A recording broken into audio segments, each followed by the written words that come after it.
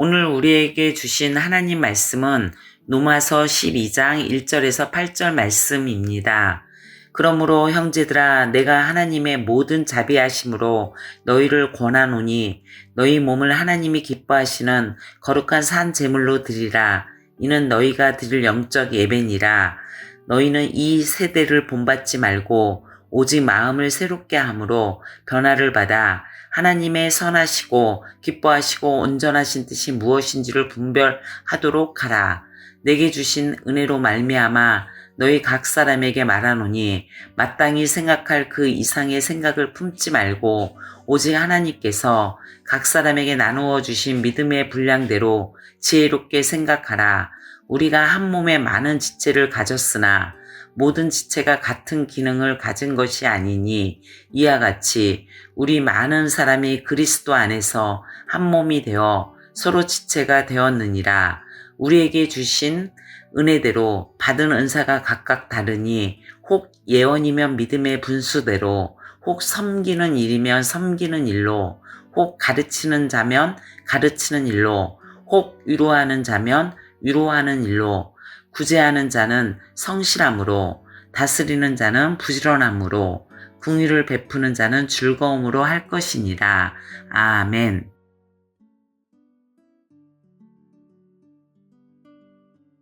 강한 중력이 시간과 공간에 영향을 미치듯이 어떤 사건은 큰 힘이 있어서 우리의 삶을 바꾸곤 합니다.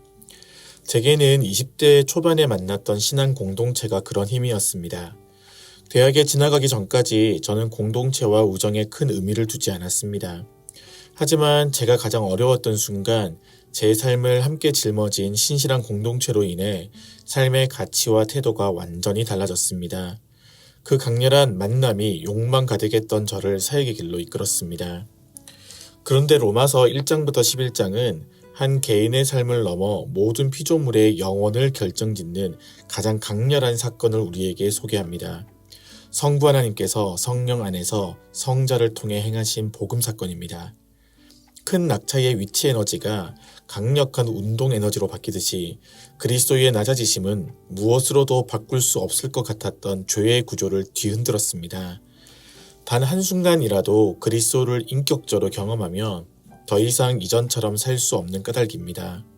그렇다면 로마서 1장부터 11장에 담긴 복음, 한 인격을 온전히 바꿀 정도로 깊으며 온 세상을 뒤덮을 정도로 넓은 복음은 그리스도인을 어떻게 변화시킬까요?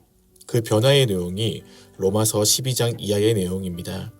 바울의 고백처럼 하나님의 모든 자비하심은 가장 먼저 우리의 관계를 변화시킵니다. 12장 1, 2절은 하나님과의 관계를, 3절 이하는 지체들과의 관계를 다루고 있습니다. 왜 굳이 변화의 첫 과제로 관계를 언급한 것일까요? 모든 생명의 근원이신 삼위일체 하나님이 관계 가운데 거하시듯 사람도 관계 가운데 지어졌고 살아가기 때문입니다. 이제 복음이 변화시킨 하나님과의 관계, 그리고 지체들과의 관계가 무엇인지 살펴보겠습니다. 1, 2절에 담긴 하나님과의 관계는 너희 몸을 하나님이 기뻐하시는 거룩한 산 제물로 드림입니다. 이것이 영적 예배, 즉 합당한 예배입니다.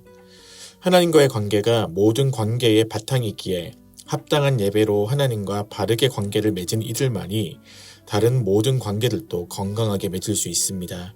예배가 우리의 삶에서 가장 중요한 까닭인데 우리 자신을 하나님이 기뻐하시는 산 제물로 드려야 합니다. 그러면 어떻게 우리 몸, 즉 우리 자신이 하나님이 기뻐하시는 산 제물이 될 수 있을까요? 희생제물의 피를 흘렸던 구약의 예배를 생각하면 산 제물이라는 표현은 그리스도로 인해 달라진 신약의 예배, 즉 피 흘림이 없는 예배를 의미합니다. 하나님의 어린 양이신 그리스도께서 십자가에서 자신을 가장 완전하고 결정적인 제물로서 드리셨습니다.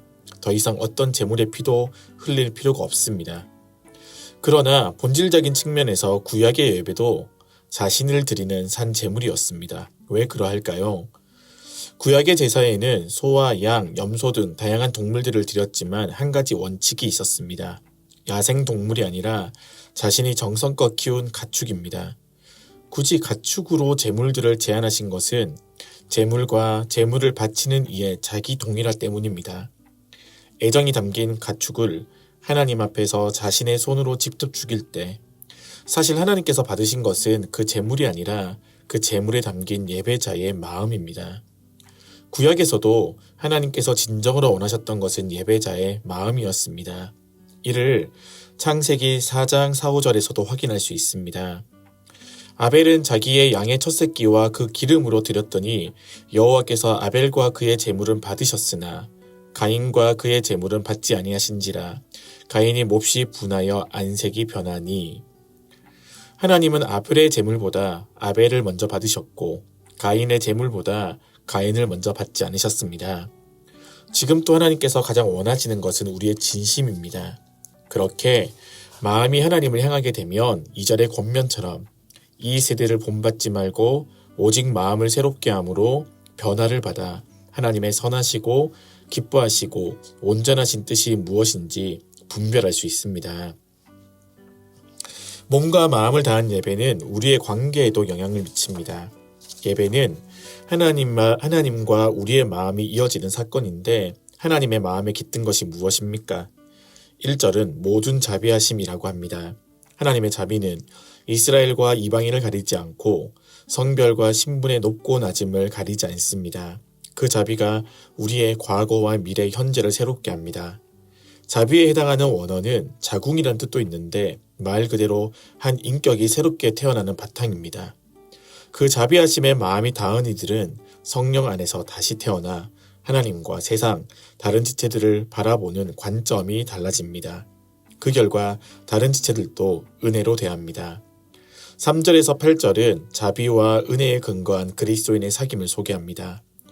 우선 하나님의 자비에 의지해서 살아가는 이들은 자신의 한계를 알고 있습니다. 우리가 일상적으로 누리는 모든 것이 하나님의 대가 없는 선물임을 깨달은 이들은 3절이 표현하듯이 마땅히 생각할 그 이상의 생각을 품지 않습니다. 우리가 하나님이 아니기 때문입니다. 청년 사역자로 오랜 세월을 살면서 제게 생긴 원칙이 하나 있습니다. 갑작스러운 어떤 사건 혹은 변수가 발생했을 때 제가 스스로 할 수 있는 부분은 최선을 다하지만 그 이상의 부분에 대해서는 그저 기도할 뿐입니다. 그렇게 하나님의 자비와 자신의 한계를 인정한 이들은 홀로 살아갈 수 없다라는 것을 절감하며 함께 신앙하는 벗들과 함께 걷습니다. 그것이 4절에서 8절이 의미하는 바입니다. 우리가 하나님께 의지해 살듯이 사실은 서로에 대해서도 의지하며 살아갑니다.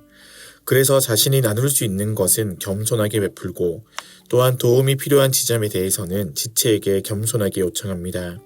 하나님의 자비가 서로를 향한 자비로 열매를 맺습니다. 합당한 예배를 거부함으로 하나님의 자비하심에 마음이 닿지 않은 이들은 다른 지체의 은사를 질투하며 부러워하지만 예배를 통해 하나님의 자비에 감전된 이들은 다른 지체의 은사가 곧 자신을 향한 선물임을 알게 됩니다. 그 순간 다른 이들은 더 이상 우리의 경쟁자가 아니라 한 몸의 지체가 됩니다. 그러니 이 하루를 시작하면서 가장 먼저 하나님의 자비에 우리의 마음이 닿기를 기도합시다. 그 자비가 일상의 관계까지 차가운 경쟁을 넘어 두터운 은혜로 변화시킬 것입니다.